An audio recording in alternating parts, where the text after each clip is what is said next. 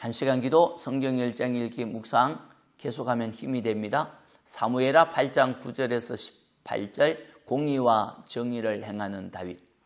내가 하면 로맨서라고 자랑하다가 다른 사람이 하면 불륜이라고 큰소리치는 뻔뻔한 사람들을 보면 어안이 벙벙하지요. 그런 사람이 나라나 공동체의 지도자라면 더욱 암울한 시대입니다.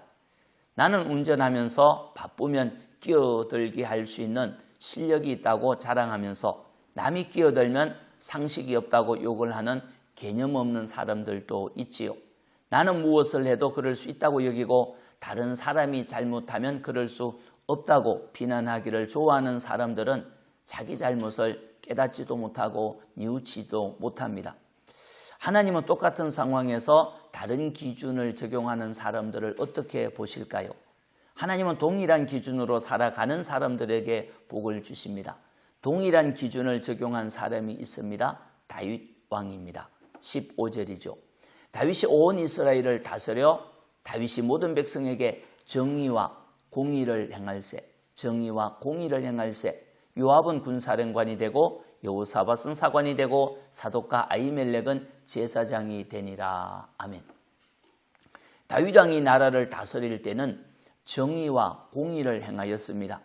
정의와 공의란 누구에게나 같은 기준을 적용했다는 말입니다. 누구에게나 하나님이 주신 규례를 동일하게 적용하여 정의와 공의가 가득한 나라가 되게 했지요.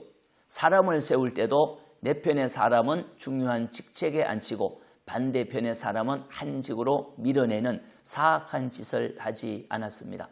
공의와 정의를 중요시한 다윗은 능력에 따라 꼭 필요한 곳에 꼭 필요한 사람을 세웠으니 군사령관은 최고의 능력을 갖춘 요압이 되었고 행정관에는 여호사밧이 되었고 제사장에는 전통을 따라 사독과 아히멜렉을 세웠습니다. 치우침이 없이 은사와 재능에 따라 세운 것이죠. 다윗 왕이 공의와 정의를 행하였기에 하나님께서 복을 주셨습니다. 13절입니다.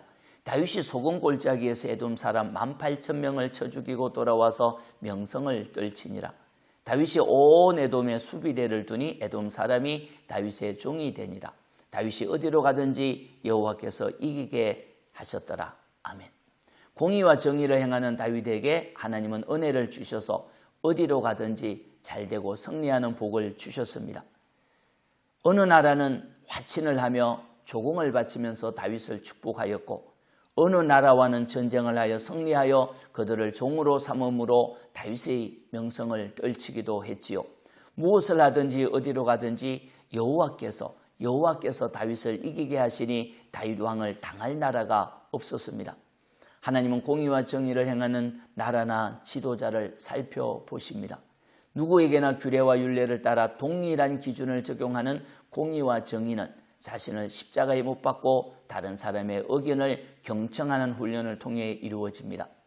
자기가 정답이라고 착각 속에 빠져 있으면 자신이 하는 것 중에 덜보와 같은 큰 허물이 있어도 보이지 않고 다른 사람이 실수하는 티와 같은 것은 잘 보이기에 정의와 공의를 행하지 못하지요. 자신을 십자가에 못 박고 말씀을 묵상하고 다른 사람의 말을 귀담아 경청하고 존중할 때 정의와 공의를 행하여 어디로 가든지 승리하는 하나님의 은혜를 경험합니다.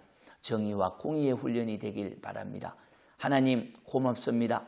기준을 동일히 적용하는 정의와 공의를 행하기를 원합니다. 어느 때는 나에게는 엄격한 기준을 적용하고 다른 사람은 관용하는 넓은 마음도 있기를 원합니다.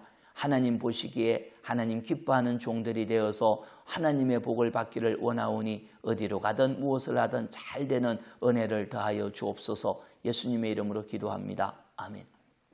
기도입니다. 주여 공의와 정의를 행하게 하소서. 둘째, 주여 성령을 구하는 갈급한 마음을 주소서. 찬송은 190장 성령이여 강림하사 말씀 따라서 합시다. 은혜 주실 겁니다. 아멘.